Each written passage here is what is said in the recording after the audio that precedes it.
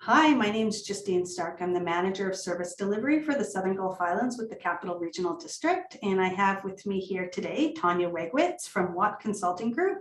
And we're just going to give a quick run over of the transportation service delivery options that are being discussed for the Southern Gulf Islands electoral area. So the CRD's formal involvement in the idea of transportation came with a resolution by the Community Economic Sustainability Commission for the Southern Gulf Islands. So this is a commission that has representatives from one of each of the main Southern Gulf Islands, and they have a responsibility for considering sustainable economic community development in the region. But the underlying reason for that request is also why we're pursuing this, and that is that there's a need for improved transportation options on the islands. Cyclists and vehicles need a better way to share the roads, and residents want to feel safe when walking along the road. People want more options for traveling between the islands as well that isn't necessarily dependent on BC ferries or being routed around Tsawwassen and Swartz Bay. We have commitments to address climate change, and we know that transportation is the biggest contributor to greenhouse gas emissions in the Southern Gulf Islands. But without other options, people are dependent on the private automobile. So I know there's more and more electric vehicles on the islands, and the Southern Gulf Islands especially is made up of communities that are amazing and awesome early adopters of technology like electric vehicles. This project is our shot to support all islanders with transportation alternatives. So the Southern Gulf Islands as an electoral area can contribute and do its part to trying to reduce greenhouse gas emissions in the islands. And this has been a priority of Director Howe, the electoral area director for the Southern Gulf Islands, as well as the Sustainability Commission. And the goal was to, the marching orders that we were given was to try and pursue transportation solutions that were integrated. So that's why you'll see that what might have started as an interest in supporting public transit on the islands was broadened to include active transportation and water passenger ferries that are integrated with public transit. So our focus is on actionable solutions, and we're looking for approaches to supporting transportation in the islands that were practical and right-sized, locally based, and not duplicating efforts of other organizations. You'll see in the options that we're looking at, the CRD isn't necessarily proposing to be a transportation provider. We recognize that that's likely beyond the scope of what the electoral area on its own would be able to support, but rather we're proposing how the CRD could be a supporter and a funder for other organizations who are already providing transportation on the islands. And so we'll get into more of that later. And this has been initiated by the request of islanders, and it's been put together by islanders. Early on, in early 2021, we struck 3 advisory groups, one for each transportation mode, and these were comprised of Southern Gulf Islands residents and representatives from Community Bus and Trail Society on this throughout the islands. And it's with these transportation advisory groups that we've workshopped our approach along the way. So I also want to just update you that our engagement included some in-person, face-to-face time with islanders at community mapping tables at farmers markets on each of the islands right at the end of last summer. And then we launched a widespread survey throughout the region to get community members to give us feedback on what the transportation needs and priorities should be.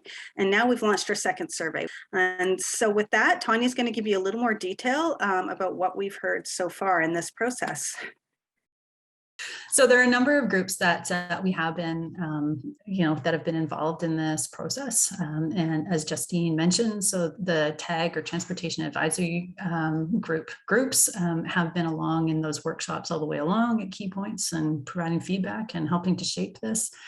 We also did outreach to all the folks listed under other stakeholders to get their feedback in terms of what are the issues and opportunities that they're seeing, are there partnership opportunities, are the things that we could be connecting together in a way to kind of make this, what are the needs from a transportation perspective? And then also, if you were to try to address those needs, what are the ways that you could do it in a way that responds to the community and just connects community resources differently together? What the key themes were is that the challenge was sustainable funding. So, heard loud and clear. We know what we're doing. We can draw on all kinds of local support and local volunteers, but the key thing that we come up against is sustainable funding.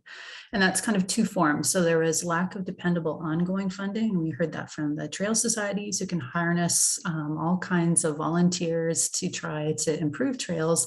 But sometimes in the case of more complicated pieces that they're working on, it's access to materials and access to some of the things to make that happen. Same thing with the community bus societies. They're running so thin that they were having to make the call on whether to keep a bus on the road, can you fix it, can you keep it going? And also we're relying heavily on volunteers as well to try to keep going. The other thing that we heard is its lack of access to major grants, and Justine will provide more on this in a little bit as well, but because the Southern Gulf Islands don't have a transportation function right now, they are not there's a lack of an ability to help apply for grants and funding that may be available from the federal and provincial governments, because you need a sponsoring local government in order to make those grant applications happen. So some of the federal funding that may be available for things like small vans to support the community buses, the Southern Gulf Islands can't access them right now because they don't have that formal sponsoring municipality or local government partner. And then the other thing that we heard from the transportation group, of course, is that there's all kinds of different opportunities to partner between groups and potentially as well with elements of the CRD.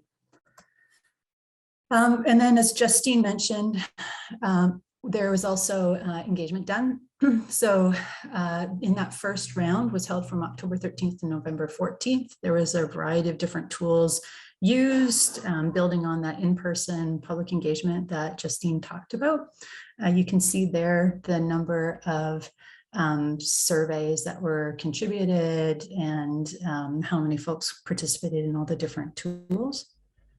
In terms of how many folks participated, I know that people are pretty interested in those stats as well. So there's some information for you in terms of by age group, real slice everywhere in terms of all different age groups participated.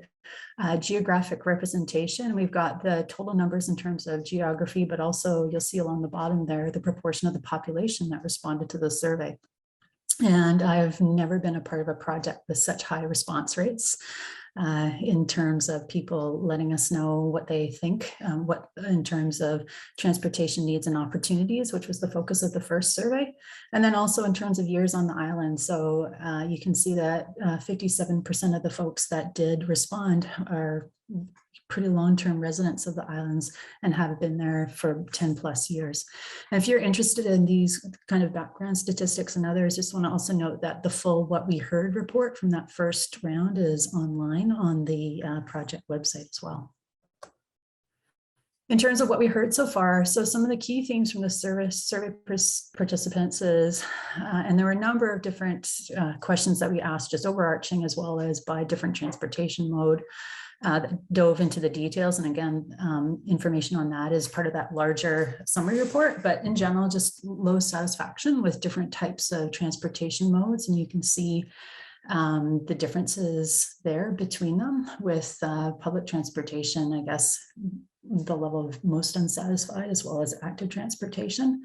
And also we heard many ideas on what to improve in terms of things that people wanted to work on and some priorities in terms of what felt like were, for instance, missing pedestrian or cycling safe trails.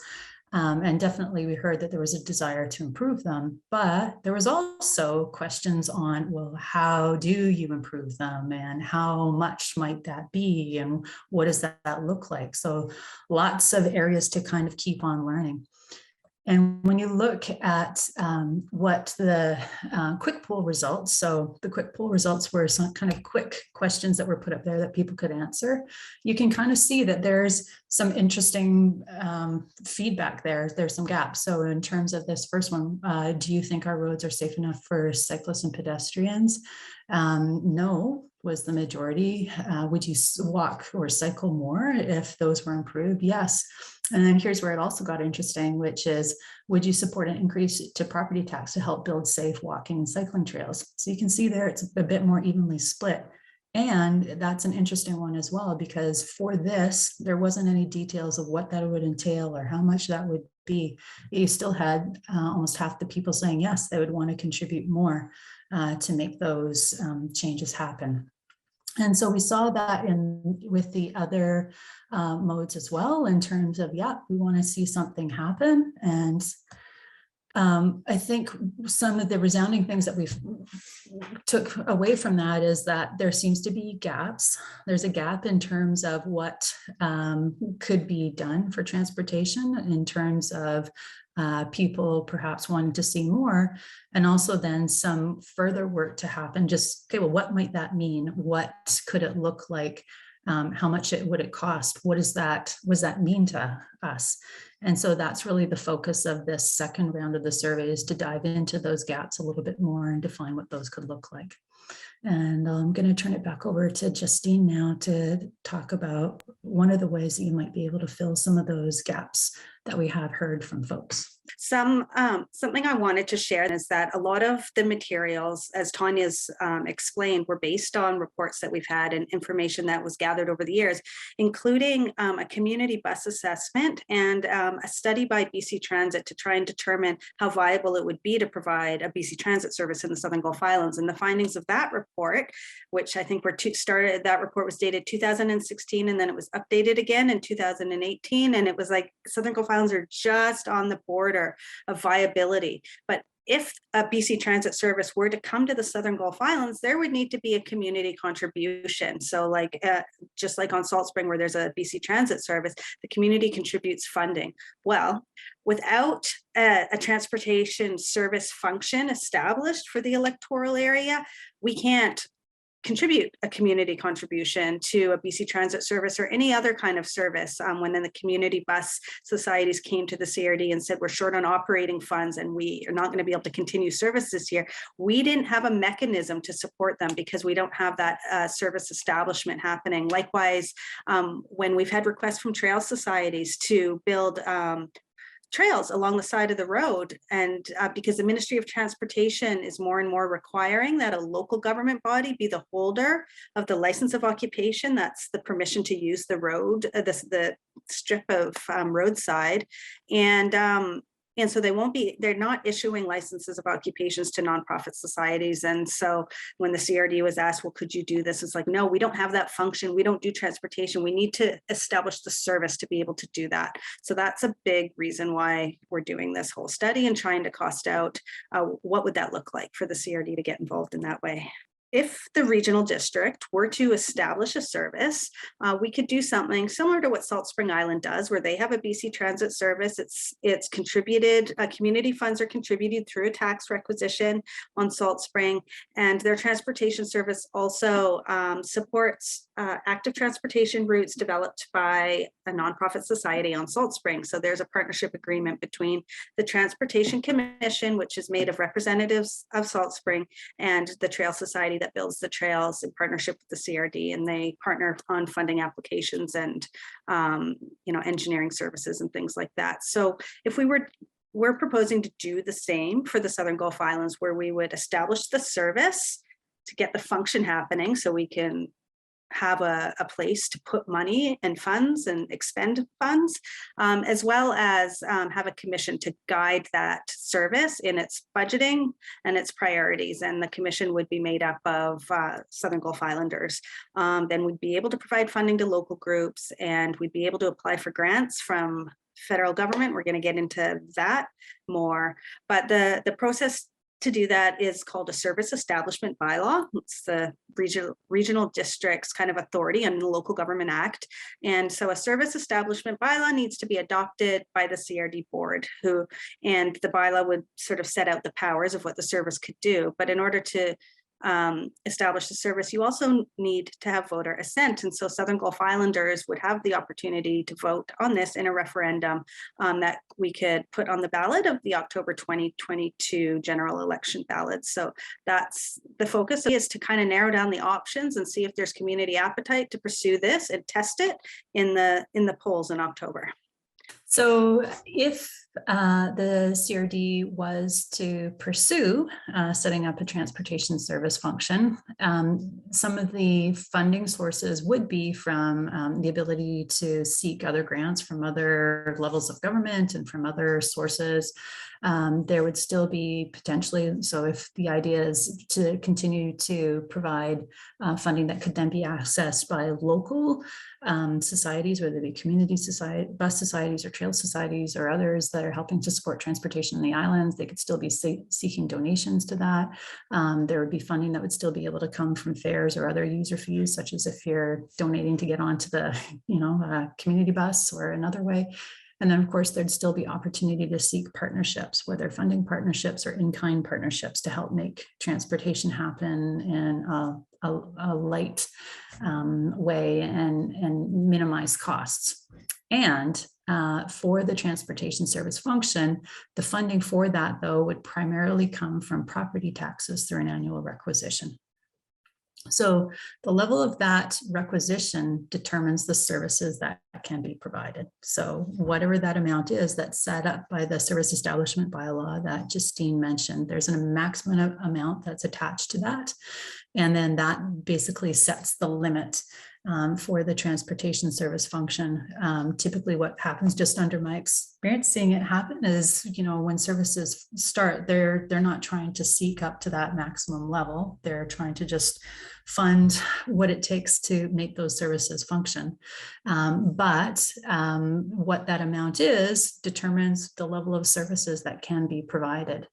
And so for this process, because it's a complicated thing, because like Justine said, we're here to try and get a sense of, well, is this something that you're even interested in? If you are interested in what might be the level that you might be willing to contribute or would like to contribute, what is the level of service you would want? What is the level of service that you'd be willing to fund this? And so in order to do that, we need to kind of give a little bit of an illustration of what that funding might mean at the local level in terms of what you can do. So in the next few slides, and again, in some of the materials that you'll find on the website, what we've done is using reality, which is, what are the existing community bus budgets? What have we heard so far from the trail societies? What have we seen so far in the Southern Gulf Islands in terms of some of the gaps in terms of technology or infrastructure that could better make transportation happen?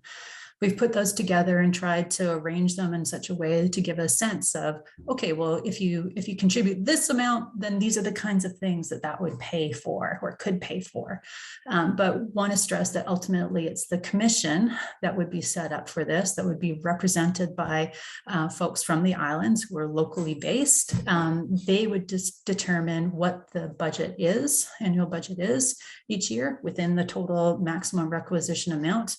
And then they would also be determining how to allocate. So I just want to stress what we're going to go through right now are examples, but ultimately it would be the decision of the commission to provide direction on how they wanted to spend that funding. So there's 4 options that we have put together in those examples.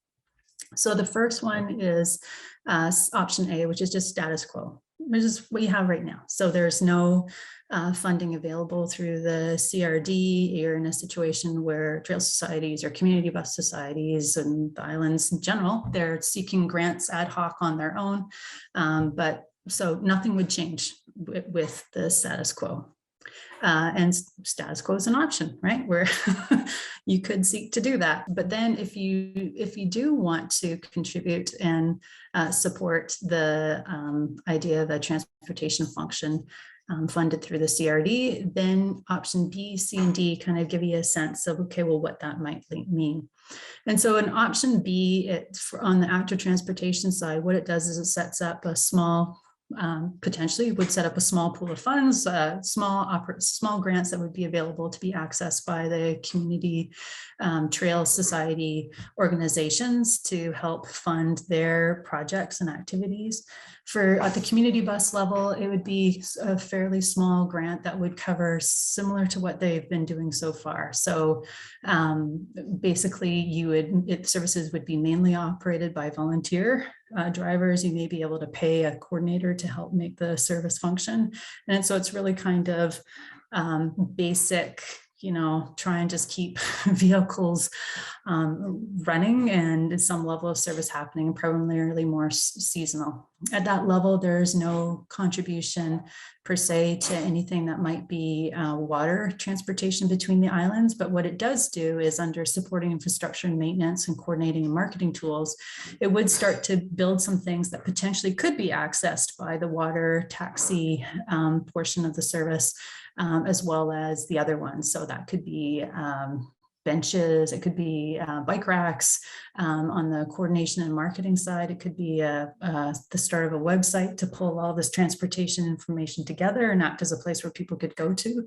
On the technology side, one thing that would be helpful, but which is really harder to do for individual groups, is dispatch and trip booking software, which would allow on-demand transit or on-demand transportation to more easily function on the islands, potentially from the community bus groups, but also then potentially could be something that could be accessed by private water taxi operators.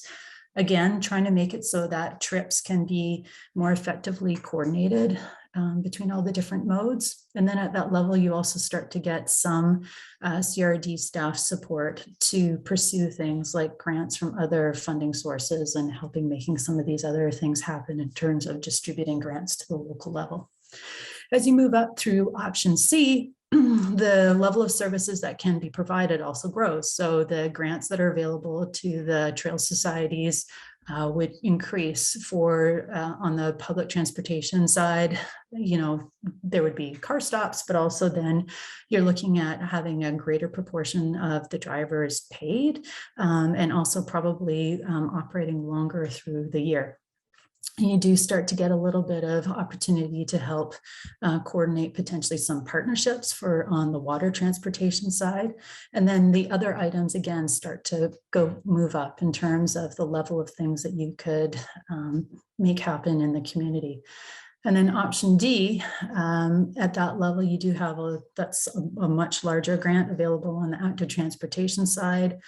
On the community bus level, you're getting to a point where trips could be operated year round.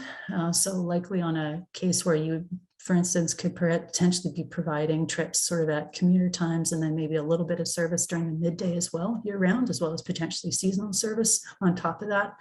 And most of the drivers could be paid likely at that point. So again, in terms of employment on the islands, that's helping to make that happen, as well as transportation. And then again, so water transportation partnerships, they start to grow there. So at that level, you could potentially be, through partnerships, helping to make seasonal water transportation happen between the islands, and then perhaps a little bit throughout the year as well.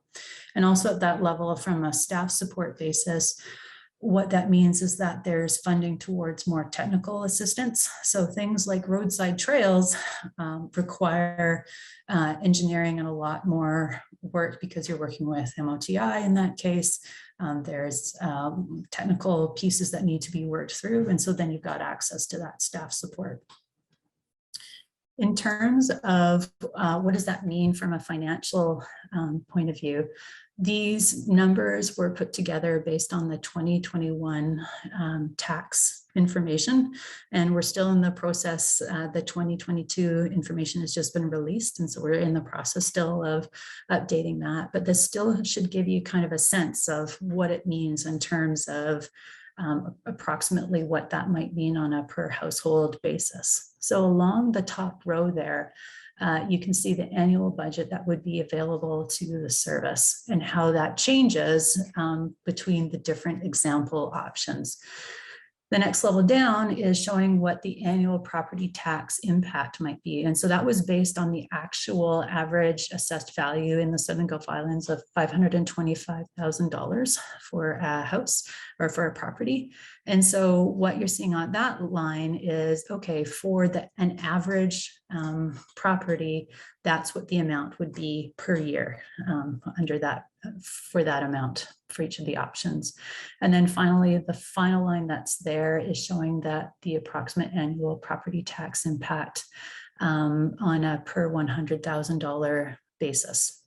And again, what it means for each of the items. I guess, Justine, is there anything else that you want to mention on the options so far? Anything you think I missed? No, that was fabulous. I guess there's something that's a little bit confusing for people is these different options wouldn't necessarily be like on a referendum question. What we're trying to do is narrow it down to one and basically test the temperature of the community for supporting a fully integrated system that might cost, you know, up to $95,000 if your property value is the average for the region, or just like a really bare bones, let's just like plant the seed of something that might grow in the future, but plant the seed at around, you know, $40 per average residential assessment. And so we're looking to narrow this down, and eventually when the decisions are made, they will go to the CRD board with a maximum requisition of one number. The group that Tania is working with is going to give us a summary report, and I'm expecting some recommendations that we would take through the Community Economic Sustainability Commission and through various levels at the CRD board. So if the recommendation was to pursue service establishment, then the CRD board would pass a resolution to schedule a referendum. It would receive an establishing bylaw that would lay out what the service would do, and it would give that bylaw 3 readings, and then the bylaw would move on to the inspector of municipalities for approval, and eventually come for approval to the electorate. You notice that we are not like 670,000 as the upper end of the fully integrated transportation system. Like that's not separated bike lanes on the islands, right? Like this is looking at the CRD as an enabler for and enabling the CRD to enter into partnerships with other service providers. Like we know water taxis are expensive, and for the school district 64 that runs the school boat back and forth between Salt Spring and the islands, it's their biggest expense. But there's an opportunity, if we had some money to bring to the table, to partner with them to maybe expand that service. And so that's what we're looking at. And we're looking at not providing a bus service, but maybe providing a grant function so that community bus societies could access funding to be able to provide that service for the community. And, you know, at some levels, like I think it's option C or option D, it would be enough money to give that community contribution to BC Transit. So far, you know, we don't think a BC Transit model is really the right fit for the Southern Gulf Islands. It's probably something a little more flexible where you could have on demand for some islands and in some situations, and fixed route like Mayne, a fixed route system on Mayne, that works very well. Anyways, it's flexible, but what we're looking at is trying to narrow down how much to support a service if there's desire for a service to be established. So I'm sure that people have a lot of questions about this. So we've scheduled a number of Q&A sessions over Zoom coming up over the next couple of weeks. We've got 2 scheduled for some afternoons and 2 scheduled for evenings to accommodate working people. And we're really hoping that folks get engaged and sign on, register. And you can find your registration links on our website, and join us for the Q&A sessions, and we can get into the detail of this more fully. Thank you.